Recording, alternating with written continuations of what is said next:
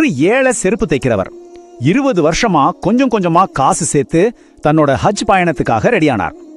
ஆனா வழியில ஒரு காட்டுல அவங்க தங்குனப்போ எதிர்பாராத விதமா ஒரு அதிர்ச்சியான விஷயத்த அவர் பார்த்தார். செத்துப்போன ஒரு மிருகத்தோட கரிய ஒரு பெண் எடுக்கிறத பார்த்து அவரை அறியாமலேயே அவங்கள பின்தொடர்ந்து ஒரு பாழடைந்த வீட்டுக்கு போனார். நாங்க நபிகள் நாயகம் குடும்பம், ஆனா என் குழந்தைங்க பசியால சாக போறாங்க அப்படின்னு அந்த தாய் கண்ணீரோட சொன்னாங்க. இத கேட்டதும் உடைஞ்சு போன அவர் தன் ஹஜ் சேமிப்பு முழுசையும் கொடுத்து அந்த குடும்பத்துக்கு நல்ல உணவு வாங்கி கொடுத்தார். அந்த உதவிய பார்த்து நெகிழ்ந்து போன அந்த தாய், இறைவன் உங்களை இரு உலகிலும் உயர்த்துவான்னு மனசார ஆசீர்வதிச்சாங்க. பணமெல்லாம் தீர்ந்ததால ஹஜ் போற தன்னோட வாழ்நாள் கனவை அப்படியே விட்டுட்டு அவர் நேரா தன் ஊருக்கே திரும்பிட்டார். ஆனா இங்கதான் ஒரு ட்விஸ்ட். சில மாசம் கழிச்சு ஹஜ் முடிந்த வந்தவங்க அவரை மக்காவுல நேரா பார்த்ததா சொன்னாங்க. எப்படி?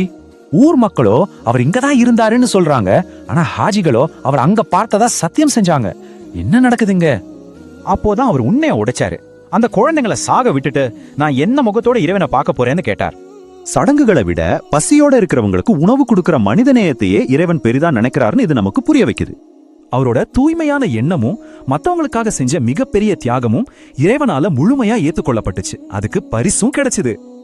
ஆமாங்க, அந்த உண்மையான தியாகத்துக்காக இறைவன் அவருக்கு பதிலா ஒரு வானவரையே ஹஜ் செய்ய அனுப்பி வச்சார். நம்ப முடியலல்ல?